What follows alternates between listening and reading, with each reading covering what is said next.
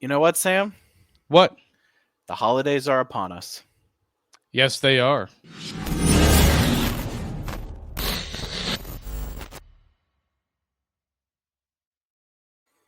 All right, we're back, and Sam, the holidays are upon us. Yep, we are entered as the time you listen to this. The holiday trade freeze is active, Yep, and it is time for the players to feel secure in their location for at least a week.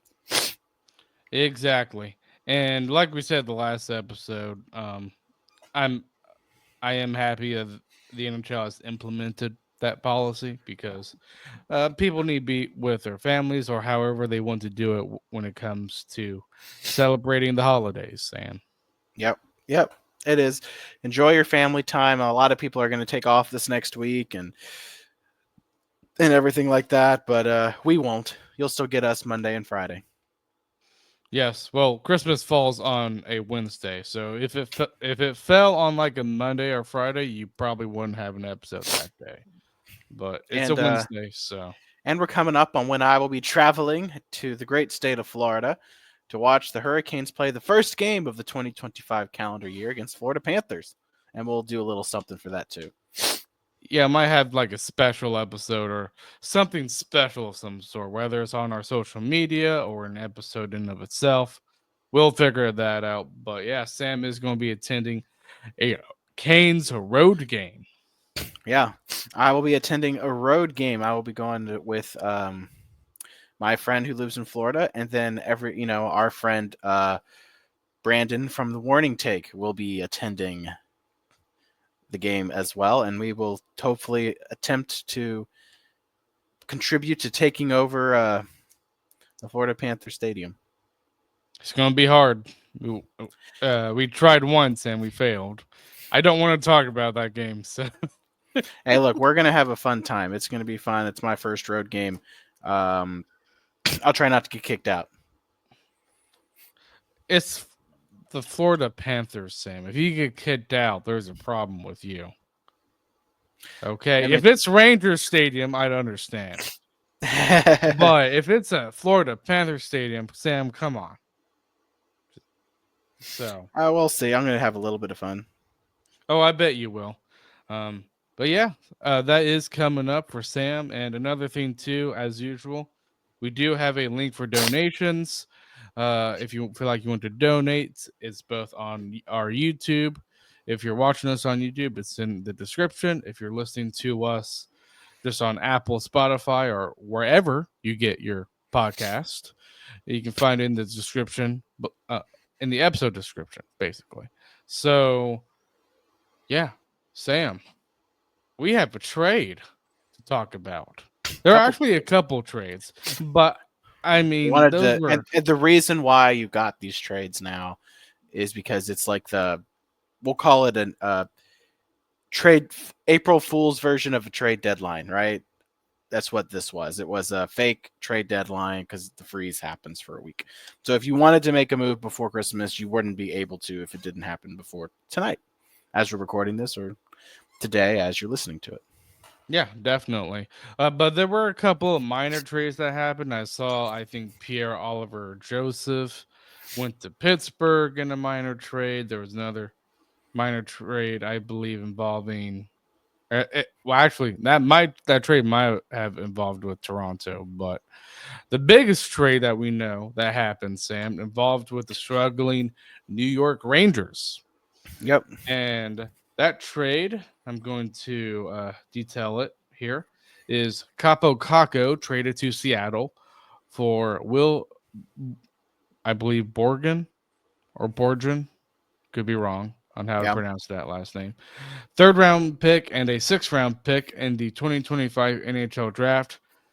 Sam, It's a very Ron Francis type of move. it is a very Ron Francis. And when I saw that trade, it reminded me of the Vinen trade that Francis did with Chicago. So, Yeah, so we'll see what happens there. My opinions on the Kraken are so hard to put out there because I hate Ron Francis with a passion. I said before we should take down his number 10 and unretire it, burn it on the ice. Um, but I love John Forsland, so Yeah, and I mean, they have good players too. yeah, Matthew Beniers yeah, is the kind of the face of the franchise. You have Oliver Bjorkstrand yeah. there. You have Vince Dunn. I mean, they have good players. They just have a superstar like player. No, they don't. They have a lot of second, third line players. No real like top line guy. Maybe Matty Beniers, but that's about it. Yes, I agree. Obviously, they're trying to get more offense by adding Capo Caco. It, it's an experiment, basically, with Yeah, Caco and it's a low risk that they're experiment willing for to do. them. It's a low risk experiment for them, and he's going to get a chance to play outside of like a New York market, so it's good for him. Yeah, and what's interesting is that there are a couple New York Rangers fans that I heard that said Kako wasn't the problem.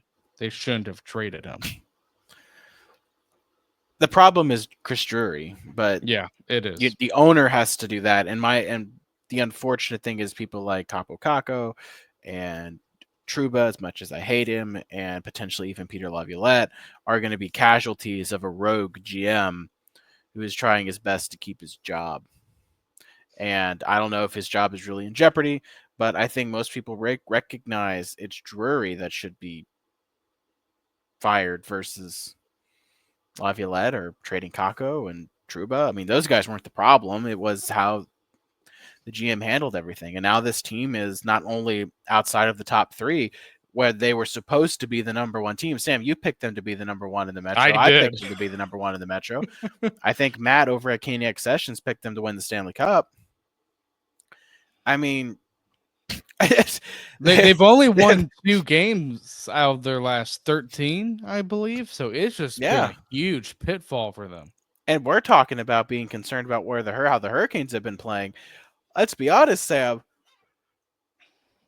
We got nothing to complain about compared to Rangers fans. Yes. But it's a good thing when you look at the standings, Sam, that the Hurricanes are in a nice, somewhat cushion in that top 3. Yeah, they're like 7, 8 points ahead of someone else, and I think the Caps are like 10. Like even if the Caps start to falter a little bit, they built themselves up a nice cushion too. They got a 10-point lead. We've got about a 7 or 8 point lead, and the Devils probably have like a 12 to 14 point lead. So like all these teams, like we're in a position where it's like we can struggle and be okay because everyone behind us is really struggling. I think both wild card spots right now are held by Atlantic Division teams. They could be. I'll look at the standings real quick because I'm pulling this up. But it's interesting how let's see, wild card. Yeah, Tampa and Ottawa. And Ottawa's doing good, Sam. And you know what? I've always had faith that Ottawa could be a playoff team just because I think they have a very good team. Now, Sam, another team that I thought would be pretty good isn't doing good at all. In fact, they're on an 11-game losing streak. They're also from the state of New York, and that is the Buffalo Sabres. Yeah. And the owner of Buffalo, Terry Pagula, actually had a meeting with the players Yep. because that's Told them another nothing's topic. told them there's nothing coming down their way. No help, no trades. What you see is what you get. Figure it out. Yeah. Well, I mean, as the owner of Buffalo of the Sabres, he's also the owner, I believe, of the Bills too. But I mean, what can I understand of him saying that to his players when he's gone through countless general managers, Yeah. countless head coaches? Yep. It has to come from the players at this point. It's got to come from your core. And it's not just the players, it's your leadership, it's your core. Because this team has they are in a worse spot than the Carolina Hurricanes were during their drought. Buffalo's drought has lasted longer. It's been more painful, and they've had more reason to hope. In all honesty, when you look at some of the rosters they've put out there, they've had more reason to hope than the Hurricanes did in some of those years. But for some reason, they cannot escape the mentality of losing, and it's about culture. And the culture in Buffalo is a losing culture. And when you look at what turned Carolina around, it wasn't just players because our roster the year we made it was, I thought, okay. It wasn't like some kind of crazy roster, but it was the culture change in Carolina, right? You went from a general manager who, and Ron Francis, who allowed some pretty rotten things to happen in the dressing room under Bill Peters, to an owner and a GM who was like, it's time to start winning, and a coach who was like, it's time to start winning, and a captain who was like, it's time to start winning, and Justin Williams. So you had Williams, you had Rod Brindamore, you had new ownership and Tom Dundon and Don Waddell, who changed the culture in Carolina. Buffalo needs a culture change. That is where they are struggling right now. It's not because they don't have the talent, because they do. It's not even because of the goaltending, because I think their goaltenders are actually solid goalies. I think they have a good enough blue line to get into the playoffs. Their offense is elite. You have Tage Thompson, dude's an all-star. He's a heck of a hockey player, a goal scorer. He's a 40 goal scorer. This Alex team should, Tuck. yeah, this team should be in the playoffs. They have one of the best defensemen in the National Hockey League in Rasmus Dahlin. This team should be a playoff team. But if you don't change the culture, that's it. And they don't have a culture of winning. They have a culture of losing. And when they lose worse, and they lose more, and they lose more, and they lose more. And it's harder for them to get out of this rut. And It I makes just you think don't know what to do. if Pagula is the right owner for the team. It just makes you think that, to be honest. But Well, I can't criticize him when the Buffalo Bills are a winning team. He knows what it yeah, takes to true. win. And Buffalo Bills, Josh Allen and company are a winning franchise. They haven't won a Super Bowl yet, but they're a winning team. They know how to win and get into the playoffs. What Buffalo needs is a culture change, and I don't know what that entails. I like Kevin Adams a lot. I don't think he's I done do anything too. wrong. I think he's done everything right. And at some point, you can't blame the coach. You can't blame the GM. It's got to be in the room. And whether that's maybe a trade a long-term guy, or maybe it's time to move on from Darlene. I don't know if that's the kind of thing they need to shake up the roster. I don't think they ever move on from Darlene, but maybe that's what you got to do at some point. Or maybe you got to go out there and make a big splash and bring in a leader or some guy who knows how to win. But I mean, I don't know. Maybe they make a push for a guy like Tavares. They haven't won anything in the playoffs in Toronto, but Tavares knows how to win to get there. And at this point, Buffalo won't care if they get swept in the first round as long as they make the playoffs. And for them, it's culture. I don't know who's out there or what's available or what that needs to do to change in Buffalo, but it's a culture change. I know I've spent a lot of time talking about it, but I think the similarities between the Hurricanes and Buffalo, where the Buffalo Sabres are now, and where the Hurricanes used to be, are just so similar. Where Carolina It's just had it's a lot worse at Buffalo. It really is right now. it is a lot worse, and it shouldn't be a lot worse because they have the players, they have the talent. It is a culture thing. And as much as I will criticize Rod Brindamore and I will criticize Tom Dundon, I have to give them every ounce of credit for the culture change that they brought. A culture of losing, and a culture of not being good enough, and a culture of abuse, because there was a culture of abuse in that locker room under Bill Peters, to a Yep, culture of it winning, was. to a culture of working hard, and to a culture of players want to be in Carolina. I don't like that Orlov contract, but you know where he wanted to come play? Here. Orlov wanted to come to Carolina. And under the old culture and the old ways, that wasn't happening. And right now, Buffalo's in the exact same spot, even worse than we were, because they don't have anything on the horizon that'll change the culture in that room. Exactly. It just makes you think what else there is to do with Buffalo. So we'll see how Probably, they do. probably Eventually, they will win a game.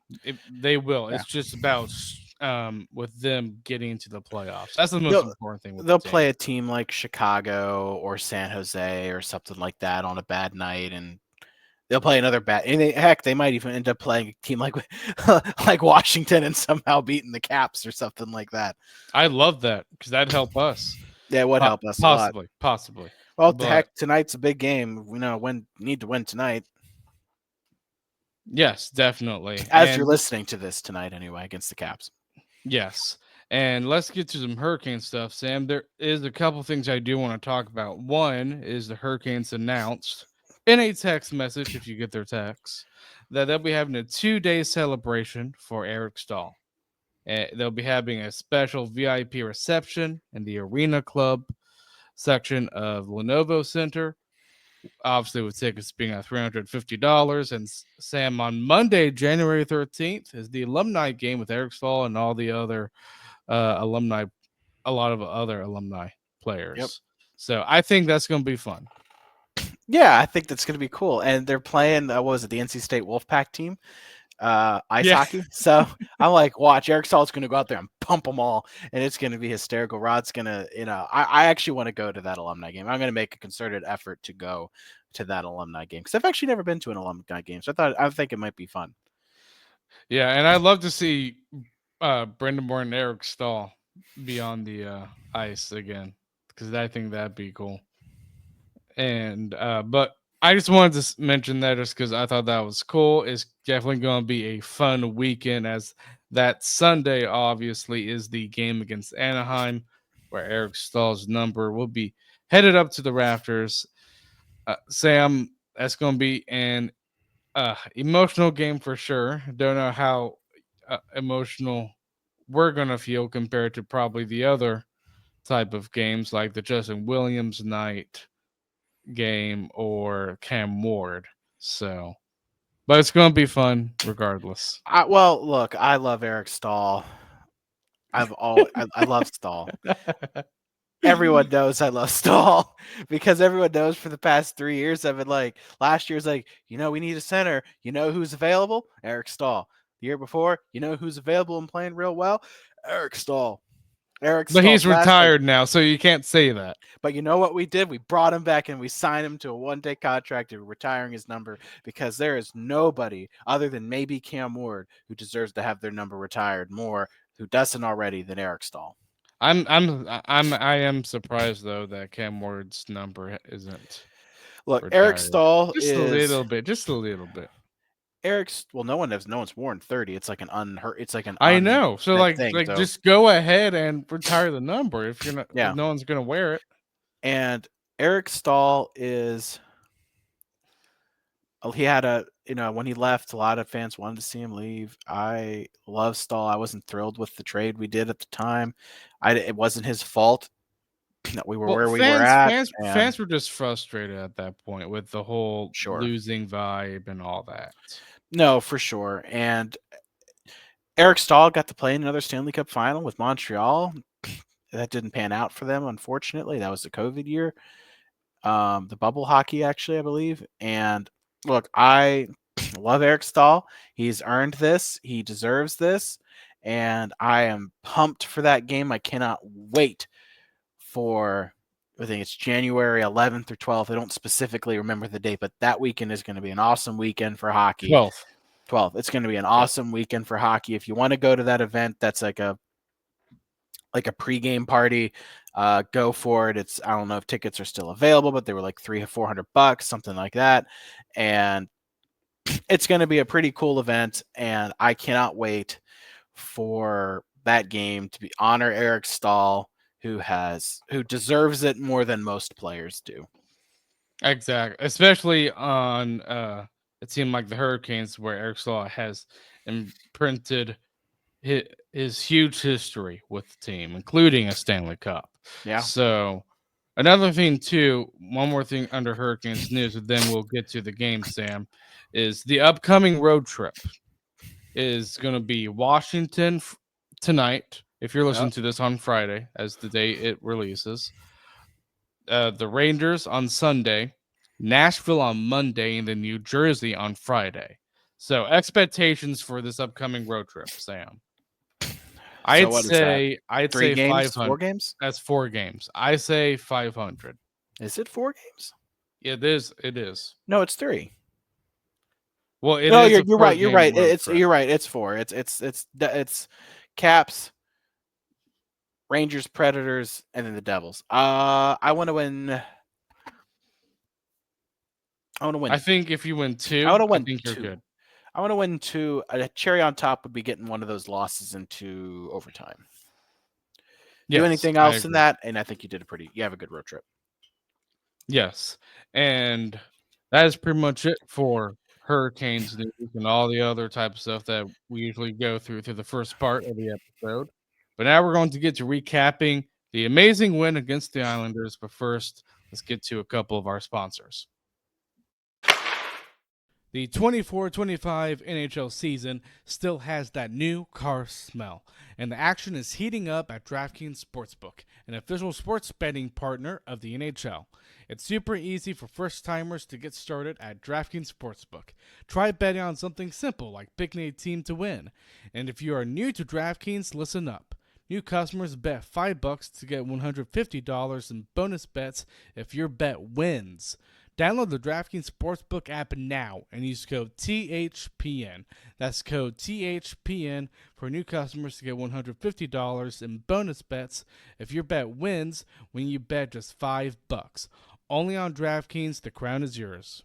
Gambling problem? Call 1-800-GAMBLER. In New York, call 877-8-HOPE-NY or text HOPE-NY 467-369. In Connecticut, help is available for problem gambling. Call 888-789-7777 or visit ccpg.org. Please play responsibly. On behalf of Boot Hill Casino and Resort in Kansas, 21 and over. Age and eligibility varies by jurisdiction. Void in Ontario. Bonus bets expire 168 hours after issuance. For additional terms and responsible gaming resources, see dkng.co/ice.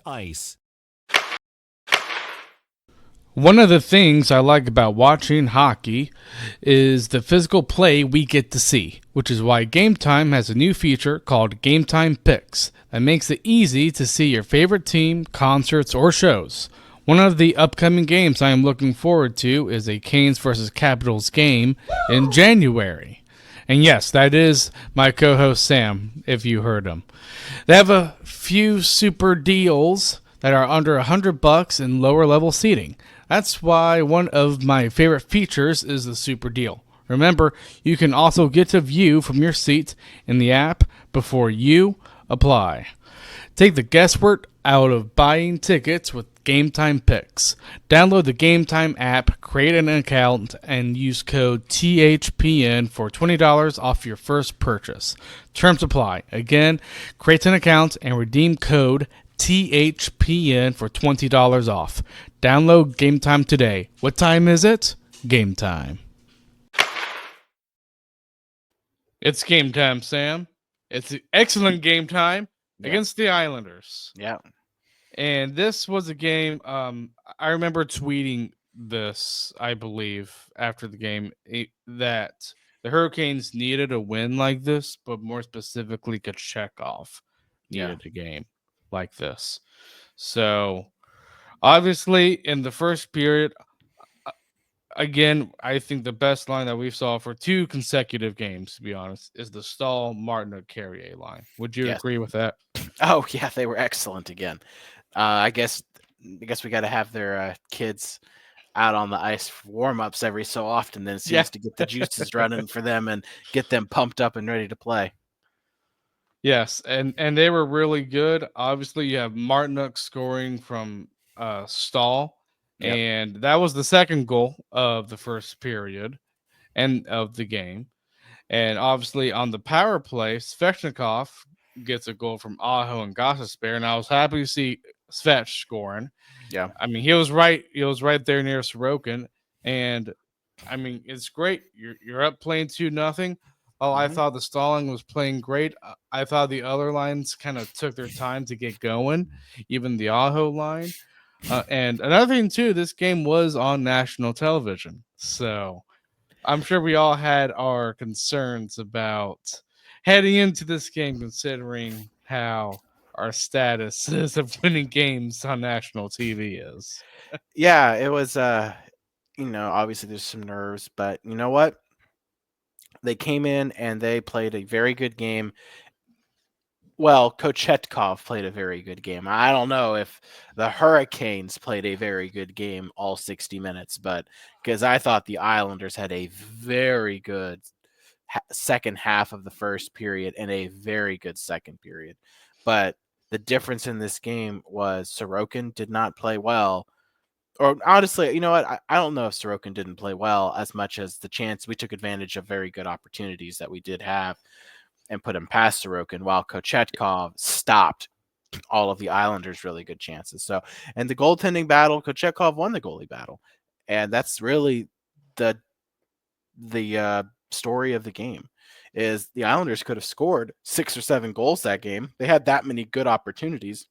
They could have scored first in the game Oh yeah, because before those 2 goals, Islanders were going, but yep, Kochetkov was really dialed in, and you can tell. Oh, he maybe yeah. Kochetkov was because it was early in the game. That's why. That's why we're all like, maybe he can be that good goalie and not allow yeah, one soft goal. and he played an excellent brand of hockey. Yes, he definitely did. And in the second period, Sam, obviously, I thought the Islanders fought back pretty good, to be honest.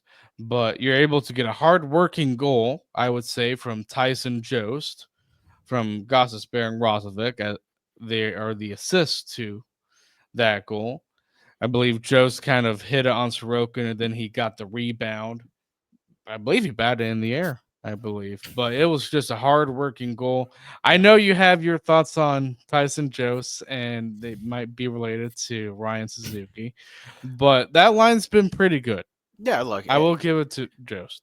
good goal, good for him. I'm always happy to see a player do well. But yes, I still want Suzuki and up. I like to players that have really earned an opportunity. I've always view as as being deserving of a chance to play, and I feel like he's earned a chance to play some NHL games. I think he has, and I don't think it's fair to continue to not let him do it. But I'm not the general manager, so I don't get to make the call. Yeah, I'm not a general manager too, so I definitely don't have any stakes in that matter. But another goal too happened, Sam, and that kind of to me. That's what solidified the game. Because in the third period, I thought was the best period for the Hurricanes, but Aho scores in the second period. This is probably my favorite goal. He scores from Robinson and Slavin was able to get it out to the neutral zone, create a 2-on-1 chance with Aho and Robinson. Aho passes it to Robinson. Robinson's like, nope, I'm giving the putt to you, Aho. And he just makes Varlamov just fall down onto the ice. And boy, that was my favorite goal. And You mean I was Sorokin? sorry, Sorokin. My bad. Varlamov wasn't even the backup in this So, game. sorry, I meant Sorokin, but boy, that was such a skillful goal. Oh, absolutely. Oh man. Absolutely. And I love that. So that's what you 2 want. goals in 2 games for Aho, for the record. That's what you want. I don't think Nature's had a point. I think this was a game he was held off the score sheet. No, but what I did notice in this game, again, especially toward the later portion of the game, I thought we started to see the KK line doing good. Svech, KK, and Netchus. Yeah. I thought they were much better than the previous game. Yeah, I agree. Hopefully, Nature's can get back to scoring. Yes, and even if he doesn't, I mean, he's still well above a point per game. Oh, absolutely. But again, it would be nice to have Netchus start scoring. Another thing too, Sam, I believe Jarvis doesn't have a goal yet in 5 games, so I'd like to see him score a goal here soon. Yep. But again, I'm saying these top players because they're the ones that need to contribute the most. It's nice to have Stahl, Carrier, Martinook, Joe score, but that's just not a formula for winning when you have to rely on them for scoring when that's not their forte. Yeah, for sure. You want your top guys to score. Yes, definitely. And third period, I mean, nothing really happened. I do know one thing. I do think this did happen in the third period, and the fact that Svech almost scored Between the legs. Between the legs, which was just insane. That was great. I was like, oh man. He just didn't get enough on it. If he got enough on it, that puck's in the net. I know it was just great, and I believe it was in the third period too, where we saw Sorokin being kicked out. Yeah, he got pulled. He got pulled before the start of the third, so they gave him the third period off. Yeah.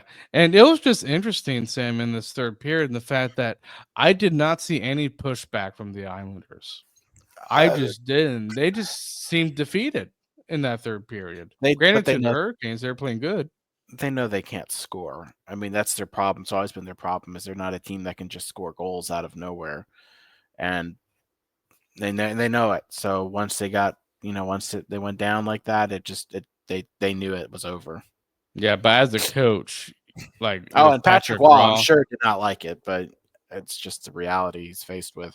And just from comments being made by the coach as well, it doesn't sound like him and Lou Lamoriello get along very well, which doesn't bode well for one of them eventually.